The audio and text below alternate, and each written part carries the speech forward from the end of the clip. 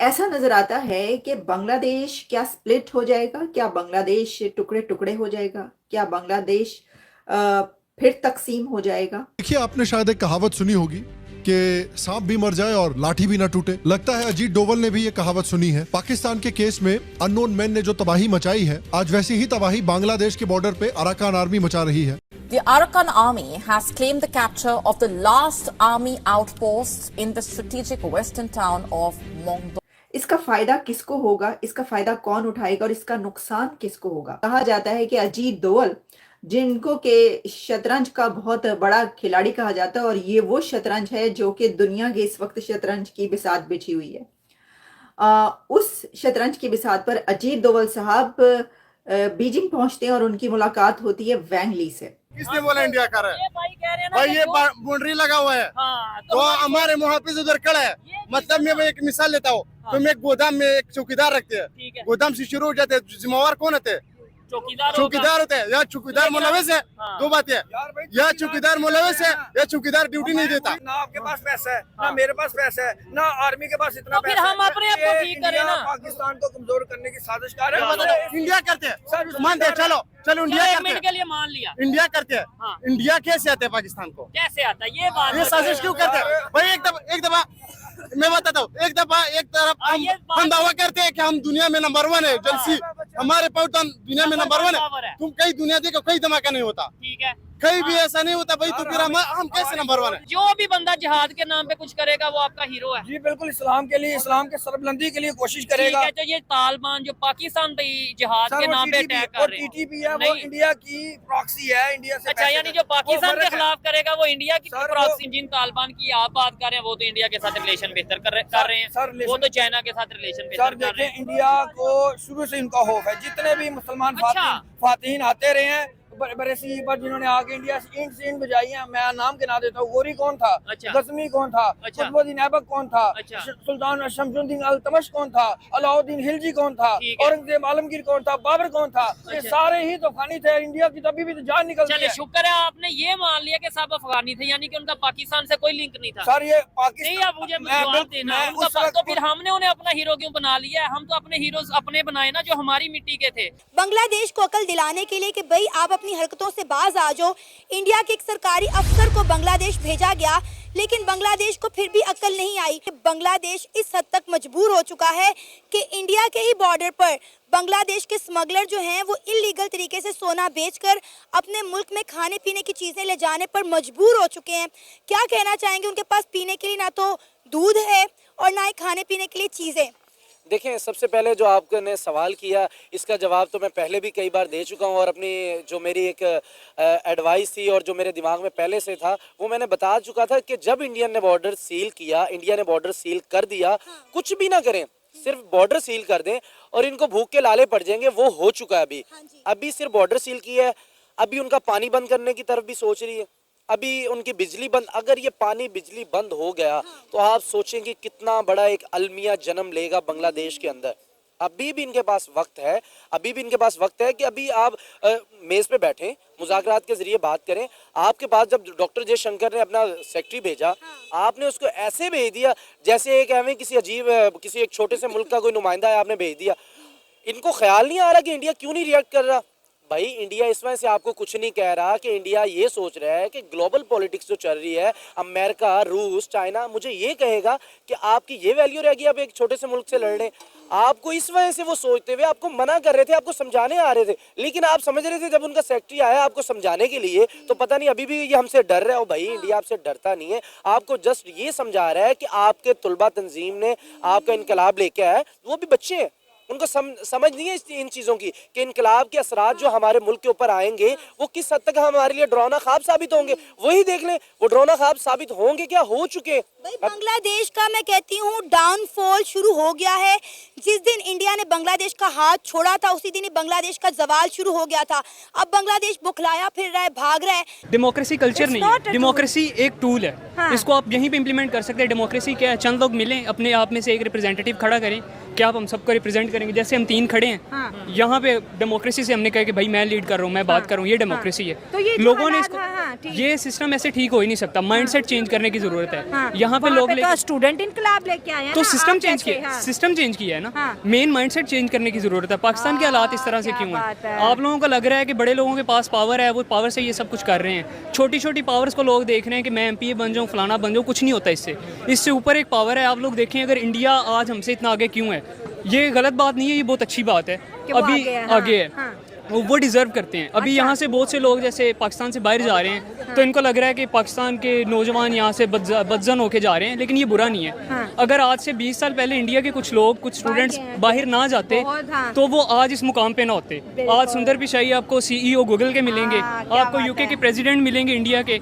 वो सारे लोग यहीं से उठ के बाहर गए, जाके उन्होंने काम किया और मुल्क को रिप्रेजेंट किया। अगर आज यहाँ से नौजवान उठ के जा रहे हैं, आपको लग रहा है कि ये गलत है, गलत नहीं है। ये आने वाले 10 साल में, 15 साल में आपको इसका पेबैक मिलेगा। बिल्कुल, इंडिया में पहले बहुत ज़्यादा ब्रेन ड्रेन हुआ और आज वो ब्रेन जो है वो वापस इंडिया के अंदर आ रहा है। आपसे बात करेंगे, आपकी फैमिली सेटिस्फाई है जिस तरह से बांग्लादेश के अंदर हुआ और यूनेस के खिलाफ जो एहतजाज न्यूयॉर्क में रिकॉर्ड हुआ कि उन्होंने माइनॉरिटीज़ के ऊपर अटैक नहीं रिक्वायर, बल्कि अटैक्स उनकी मौजूदगी में होते रहे हैं। और एंटी इंडियन नैरेटिव बांग्लादेश पे बात करेंगे क्योंकि आप बांग्लादेश से हैं। नहीं, वहाँ पे ओवरऑल जो सीन ये रहा है कि प्रॉपर्ली इंडियन सपोर्टर रहे हैं ओवरऑल उनके ऊपर वाले पॉलिटिक्स में, लेकिन पब्लिक हमेशा से उनके खिलाफ रही है। हमेशा से जब भी हम निकले बाहर, उनके इंडिया के खिलाफ एंटी प्रो इंडियन थी गवर्नमेंट, और हम वैसे अपना एहतजाज रिकॉर्ड करते हैं डेली बेसिस पे एहतजाज वगैरह। लेकिन थिंग इज़ डैट कि वो मतलब ओवरऑल नहीं मनवाते थे।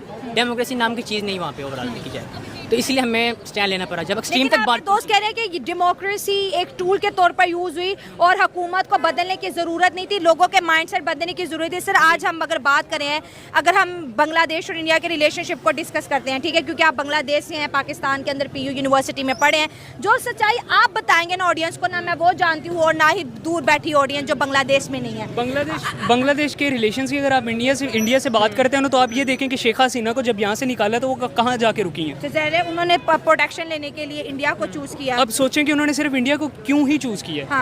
वो पाकिस्तान आ सकती थी, वो किसी और पाकिस्तान, वो कभी पाकिस्तान और बांग्लादेश के रिलेशनशिप तो कभी बेहतर ही नहीं थे ना, वो कैसे आते? ये आपको लगता है कि बेहतर नहीं थे? बेहतर थे, सारी कुछ चीज़ें चल रही हैं, लेकिन मसला सिर्फ इतना है कि पाकिस्तान में जो सिस्टम है वो बहुत ही अलग है। अच्छा, यहाँ पे चलता है सिर्फ एक कॉल आती है कहीं से और सारी चीज़ें चेंज हो जाती हैं। बांग्लादेश में भी ये पॉइंट है कि शेख हसीना वाजिद इंडिया क्यों गई? जी, क्यों गई? मेरा ये सिंपल सा क्वेश्चन है, क्योंकि रिलेशंस इंडिया के साथ बांग्लादेश के रिलेशंस बहुत अच्छे हैं। फेस पे आप देख लें, 1971 की जंग देख लें, हमने सब ने, आप लोगों ने मुतालिया पाकिस्तान में पढ़ा होगा कि 1971 की जंग में इंडिया ने बांग्लादेश का साथ दिया था। लेकिन पाकिस्तान में एक सीन था, वॉलंटियर, रज़ाकार एक वर्ड बोला जाता है। बांग्लादेश में जिन लोगों ने रज़ाकाराना तौर पर पाकिस्तानियों की मदद की थी उस टाइम पे, कि जो लोग पाकिस्तान की साइड पे थे, ईस्ट पाकिस्तान और वेस्ट पाकिस्तान, जब ये अलग अलग हुए हैं, तो जिन लोगों ने ईस्ट पाकिस्तान को सपोर्ट किया तो उनको रज़ाकार बोला जाता है। आज भी रज़ाकार एक गाली है। बांग्लादेश की जमीन पर आज एक ऐसा तूफान उठ रहा है जो उसके भविष्य को गहरे सवालों में डाल रहा है। एक तरफ पड़ोसी देशों के रणनीतिक खेल, तो दूसरी तरफ अंदरूनी राजनीति और भ्रष्टाचार के आरोप। क्या बांग्लादेश टूटने की कगार पर है? आइए इस मुद्दे को पहले समझते हैं। हमारी कहानी शुरू होती है म्यांमार से, जहां अराकन आर्मी, एक शक्तिशाली विद्रोह समूह ने बांग्लादेश म्यांमार सीमा पर कई इलाकों पर कब्जा कर लिया है। अराकन आर्मी ने 17 में से 11 टाउनशिप पर नियंत्रण पा लिया है, जिनमें एक चीन की सीमा से सटा इलाका भी शामिल है। बांग्लादेश की सीमा पर अंतिम सेना चौकी भी अब अराकन आर्मी के कब्जे में है।